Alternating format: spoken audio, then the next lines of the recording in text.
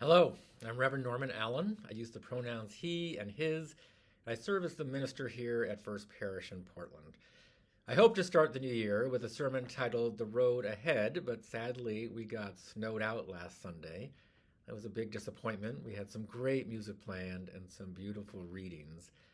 We can't recreate that service, but I do want to offer some of the thoughts I hope to share on that first Sunday of 2024. They were thoughts inspired by two of our great Unitarian forebears, Reverend Thomas Wentworth Higginson, an abolitionist, activist, and Union officer. He writes about our faith as something always in movement. He says, and I quote, "The human soul, like any other noble vessel, was not built to be anchored, but to sail." His friend and colleague, Reverend Theodore Parker, speaks about Unitarianism itself being expansive when he writes, "Be ours a religion which like sunshine goes everywhere. Its temple all space, its shrine the good heart, its creed all truth, its ritual works of love." You might recognize those words from hymn 1058, which we would have sung on Sunday with help from Benjamin and Jonathan. Parker and Higginson were friends, compatriots. Both were supporters of John Brown. Both took up arms to defend enslaved Americans hunted down in the wake of the Fugitive Slave Act. They were writing at a time when movement, when change was swift and constant and profound. We find inspiration in their embrace of that change, their understanding of a world in constant movement. We find inspiration from them as we look down the road ahead of us, as we look to all that lies waiting in 2024. All that lies waiting here at First Parish, here in Portland and in Maine, here in the national big picture scope of things to come.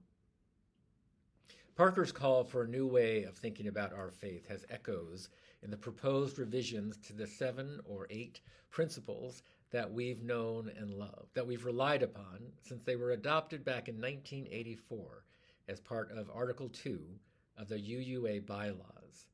It's highly likely that your 6 delegates to General Assembly this June will join with others to vote on moving forward from those principles and adopting new language that encompasses all the same truth and power of those principles and takes them further, moving beyond a commitment to merely affirm and promote our values and adding the commitment, a covenant, to act upon those values.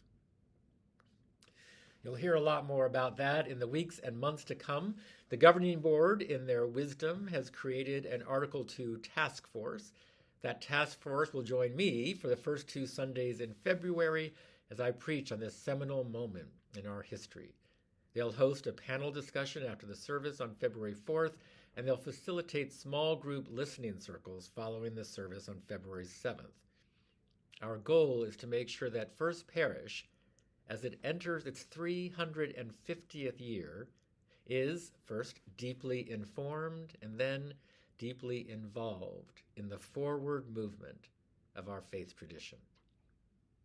The size of this congregation means that we'll have 6 delegates at General Assembly plus me, and General Assembly this year is entirely online, making it easily accessible to all. We also intend to hold watch parties here in the parish hall, screening key moments of the proceedings. We'll gather in particular to witness the historic vote in real time. Whether you serve as a delegate or not, all of us should feel the joy of our commitment to this beloved faith of ours, a faith that embraces its history but is not imprisoned by it, a faith that, as Reverend Parker tells us, like sunshine goes everywhere. Now, Reverend Higginson provides a different kind of role model for us in 2024. In addition to being a minister and a soldier, he was a lifelong activist, sometimes resigning from parish positions to devote himself entirely to abolition or to women's rights.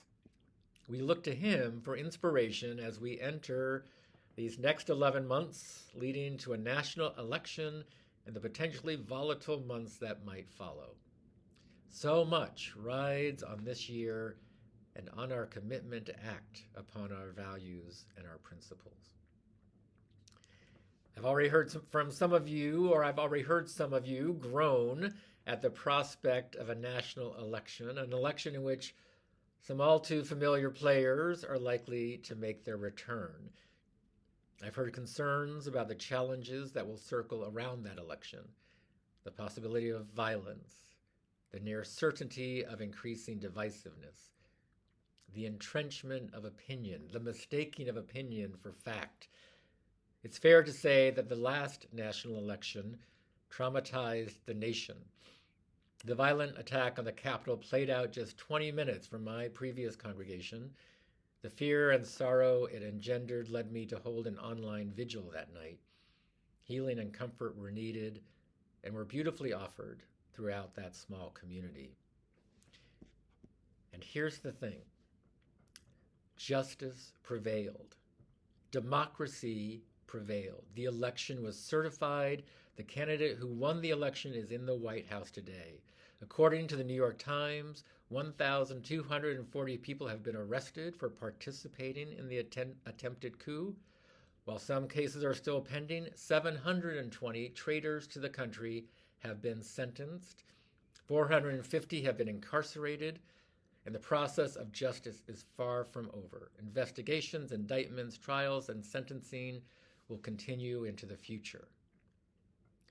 Now, in one case, justice has not yet been done, though here in Maine, a welcome decision was made regarding the names to be included on our ballots in November. Justice is at work. Justice is prevailing. As Unitarian Universalists, we look to science and reason to guide our decisions. We look to the evidence. And the evidence, my friends, is clear. There is reason for concern. There is reason for vigilance. There is reason to get out the vote, to speak our truth, to advocate, and to act. There is no reason to be cynical or pessimistic or, worse of all, disengaged. Because we have learned in these past years that democracy holds strong. We have a lot more to talk about, a lot more to experience together as we, in Higgins imagery, have the courage to move beyond the safe harbor and out into open water. I want to close with the words we would have shared at the end of Sunday service.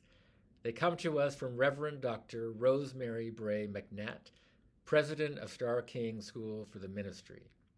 She writes, "There have always been people of faith like us. We are the people who sought a religion marked by freedom and reason and acceptance, in addition to faith and hope and love. Our forebears are martyrs who died for religious freedom, ministers who preached that no one is damned to hell or outside the reach of divine love, thinkers who taught us that no spiritual tradition has a monopoly on wisdom, and activists who focused our attention on bettering this world rather than placing our hope in the afterlife. We stand in a grand and glorious stream of faith, always flowing toward freedom, justice, and love of the world. Friends, may it be so. Amen.